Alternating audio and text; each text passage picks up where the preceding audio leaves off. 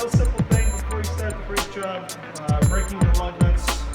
You want to do this before you jack the vehicle up in the air, obviously so the wheel doesn't turn on you. And then you can set the parking brake, but it's a lot easier to do it. You just want to brake the torque on the lug nuts. A nice little tip, if you have access to a tool like this, this is just an electric 18 volt impact driver. A lot of construction workers use these. You can get the homeowners versions like Ryobi. They all work pretty much the same. And you get a little adapter like this. This is a 3/8 adapter that allows me to use a socket.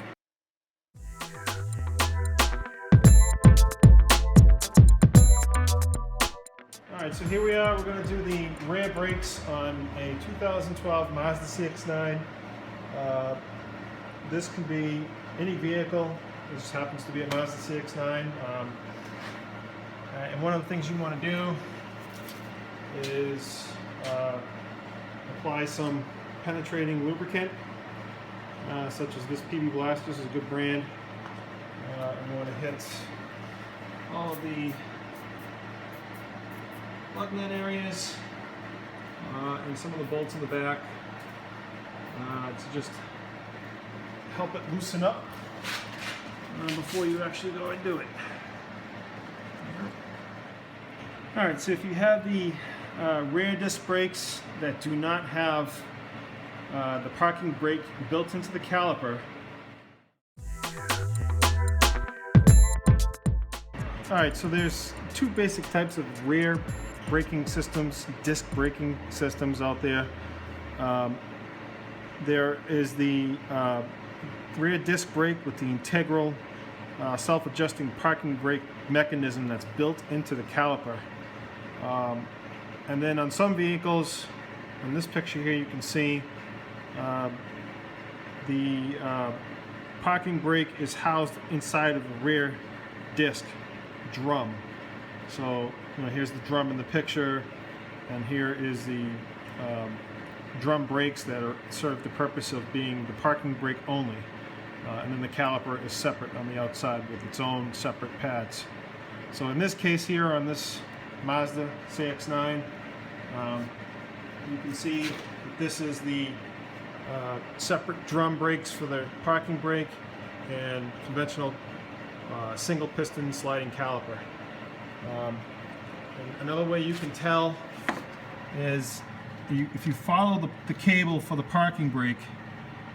If the cable for the parking brake goes directly into the back of the caliper, then it has the parking brake built into the caliper. If the cable goes to the back of the brakes here, where the disc is, and you can see right here, it is connected to a lever which engages the drum inside of the disc brake here. That's part of the disc brake. This wide cylindrical part here is inside here is the shoes for the drum brake part of it.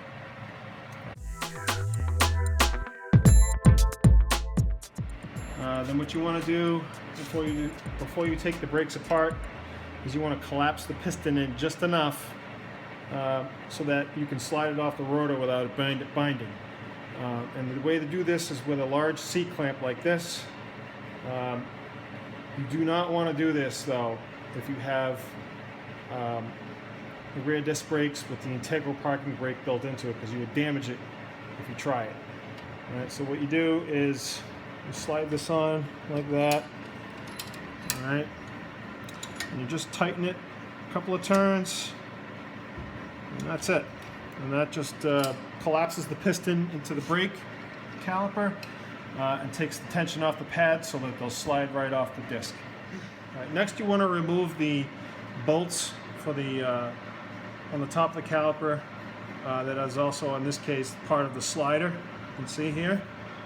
Alright, so in this type of braking system you have a piston on one side that exerts force on the inner or inboard pad, and it pulls the caliper this direction and also pushes the outer pad into the rotor.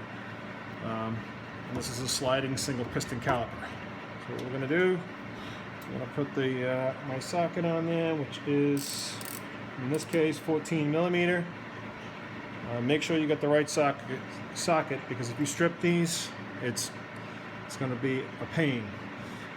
So let me just take these out.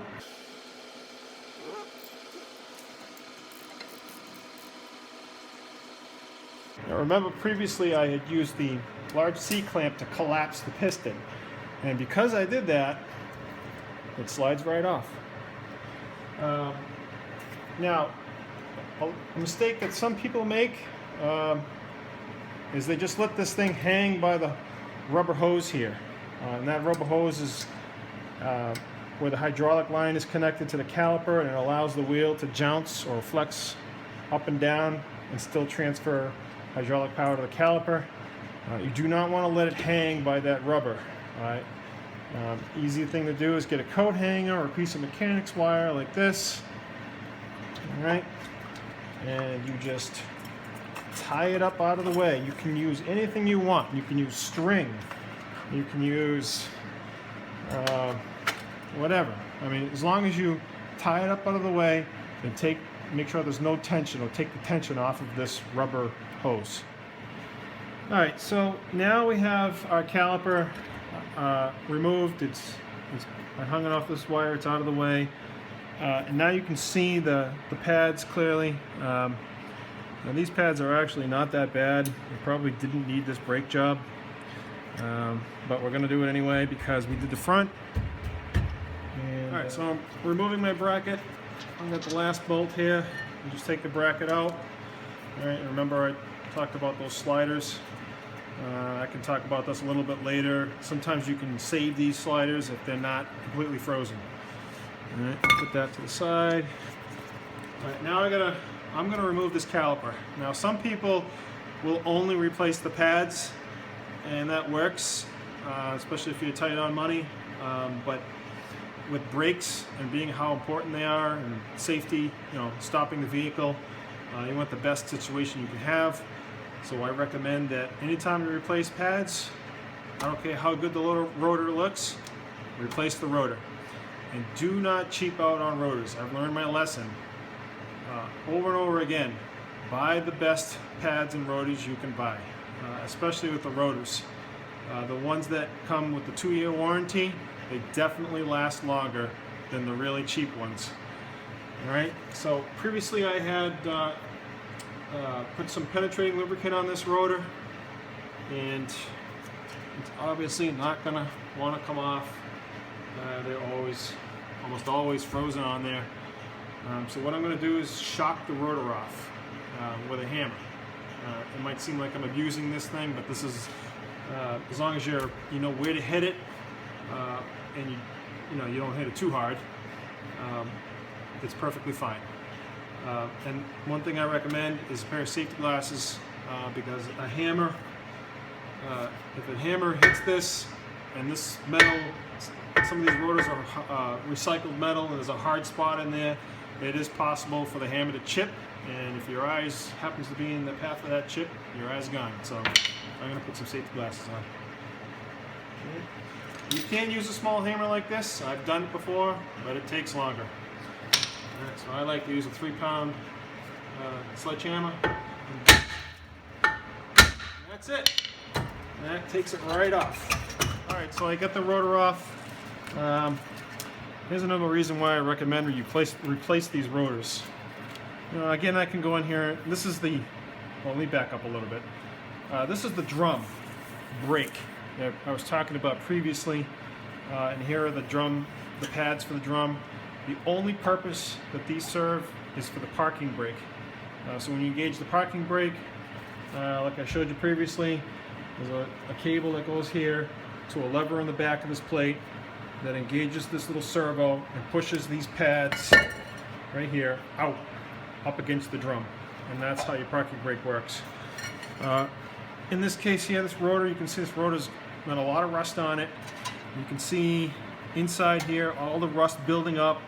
Eventually that binds up on the pad and starts scoring the edges of the pad away. And so, you know, another reason to just replace it with a new rotor.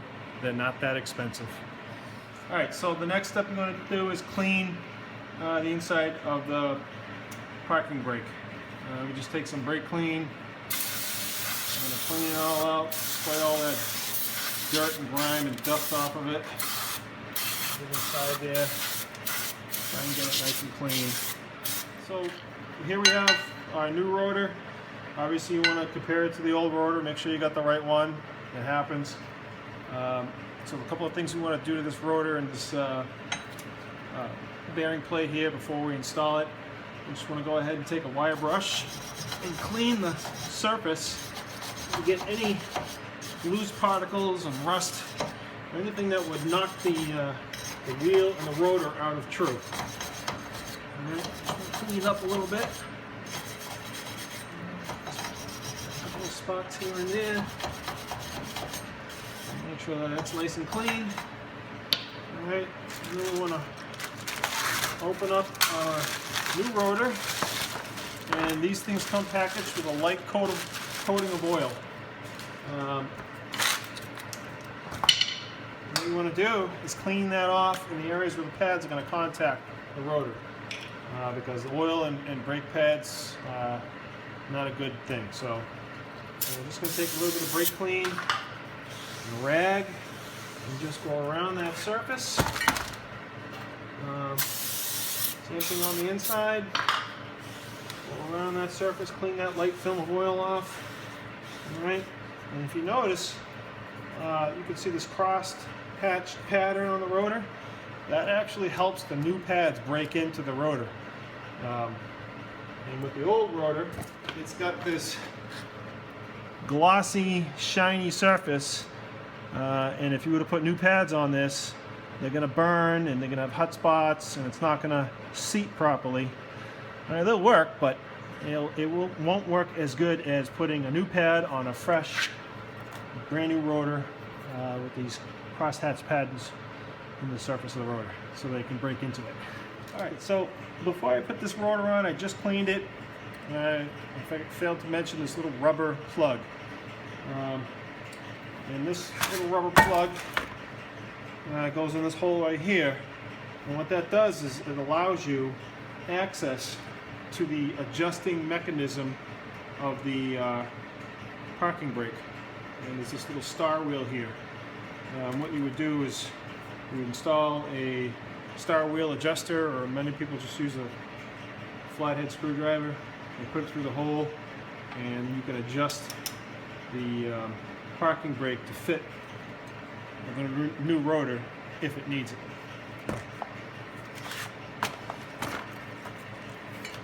Alright, so we're going to install the rotor and then just do a quick adjustment of the parking brake. Alright, so slide it on there like that. Sometimes I put a lug nut on here to help hold the rotor on. And then you just line up the hole here with the star adjuster. Put your screwdriver in there, and then you just do that. Push it up a couple of times until the pads inside there just make contact with the rotor. I can hear it just dragging, so then I'll back it off a couple of turns and then it's adjusted.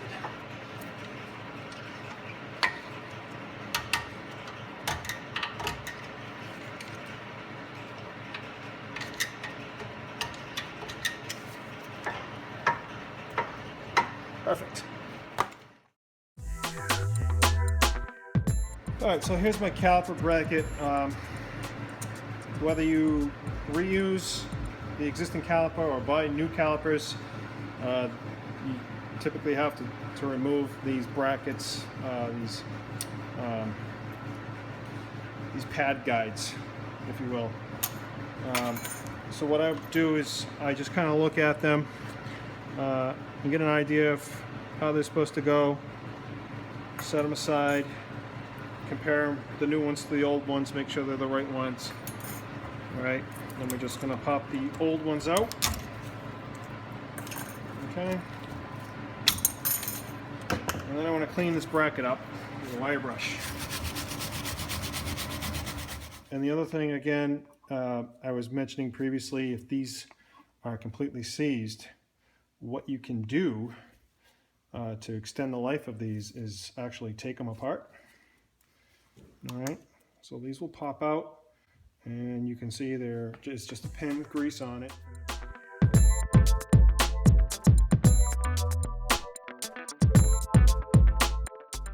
All right, so we're installing the new caliper guides. These also have built-in spring clips or rattle clips. So that's when you hit a bump, the pads don't rattle and make that rattling noise. And these typically, they just snap right in. I got lucky in this one. Sometimes they're a pain. And then you want to install the pads and also lube these up with either caliper grease or, like I said before, I like to use dielectric grease. Some pads they're different. So the inboard pad against the piston is different than the outboard pad, and then other designs they're all the same and universal. So in this case, you can see here they're all the same, and sometimes they look the same. Not in this case, but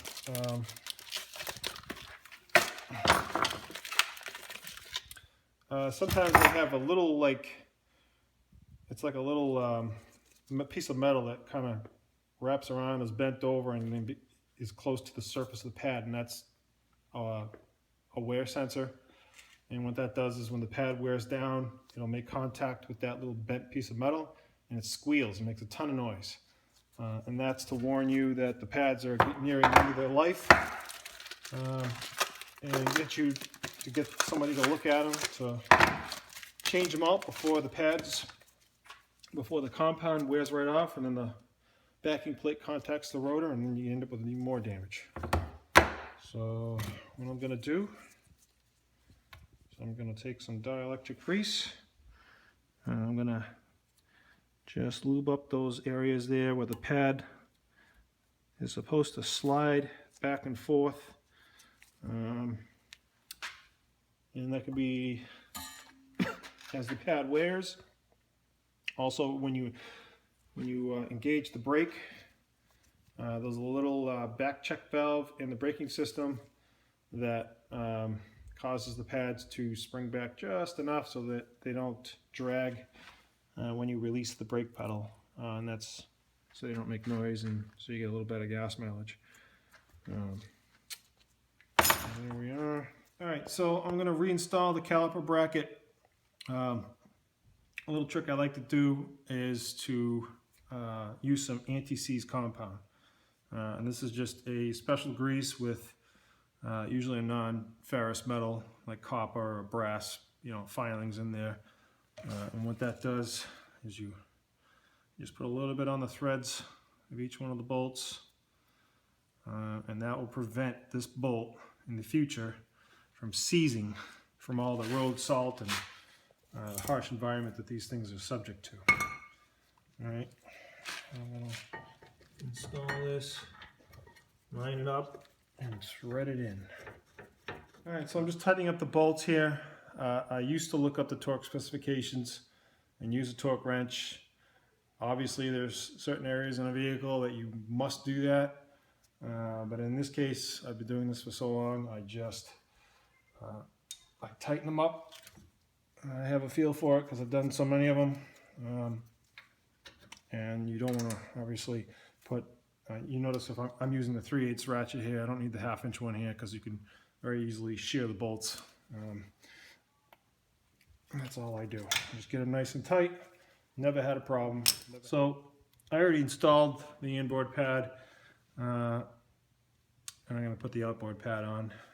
So all you do is, they're all a little different. You just stick it in there at a slight angle and push it in. All right, and now we're ready to install our caliper. All right, so before I install this caliper with the new pads, you have to collapse the piston so that you can get the caliper over the new pads, and that's because the new pads are a lot thicker than the worn out pads. And you know, as the pads are wearing, this piston comes out further and further and self-adjusts for the wear of the pads. So what I do is I take an old pad. I have a cheap little tool I bought. You can use a C-clamp. In the very beginning, I used the C-clamp to collapse the caliper. You could have just kept going and collapsed it all the way.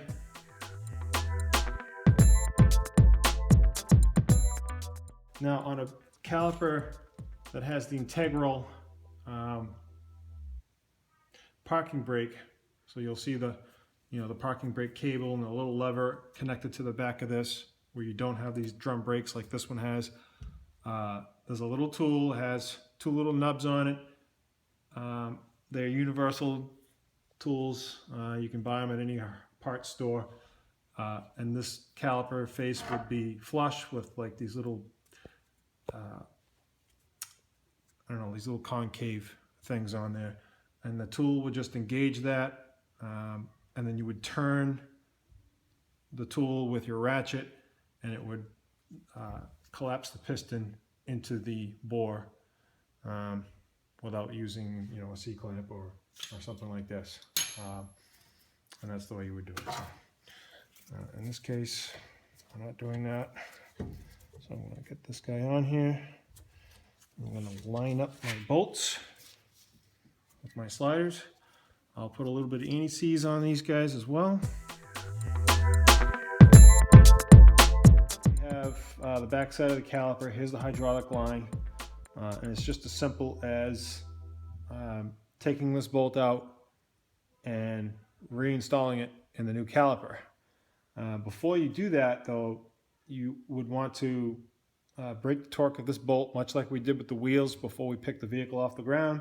You want to do this while the caliper is still installed on the hub, so you have leverage. So you just crack it, make sure it's going to turn, tighten it back up, and then when you have it hanging off of the suspension like I have here, then it's easier to take the bolt out.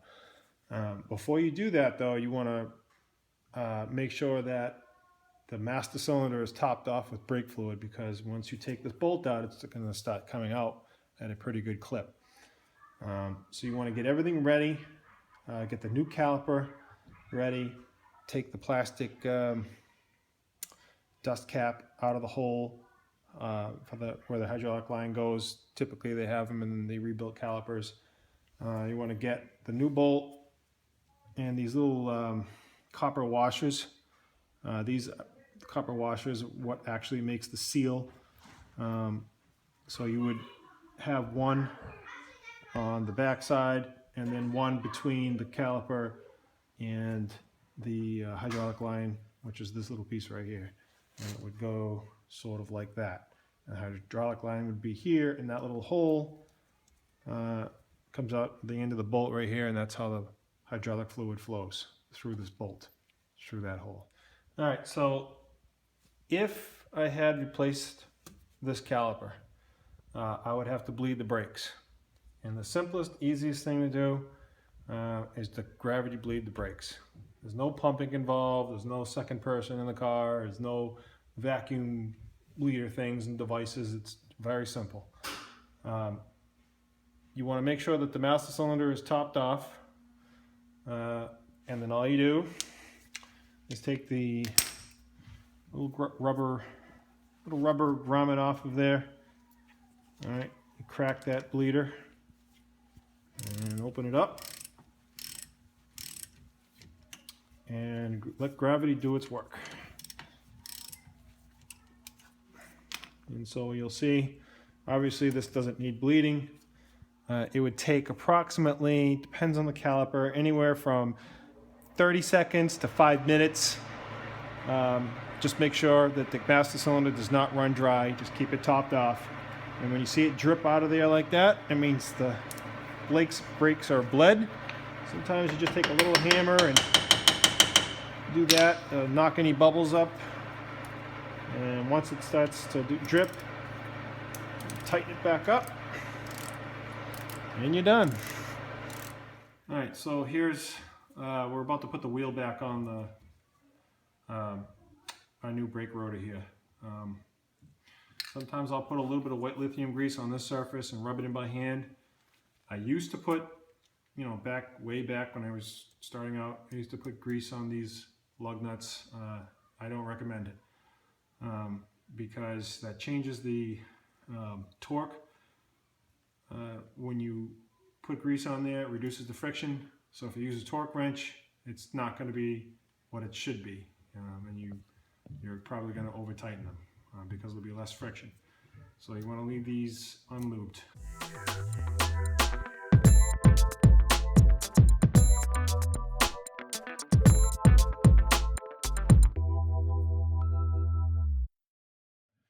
All right, so we're getting ready now. The brake's done on one side of this vehicle. And before I put this on, a couple of more tips I have here. You can see here that this mounting hub, it's got a little bit of corrosion. The cleaner this is, the truer the wheel is going to fit to the new rotor.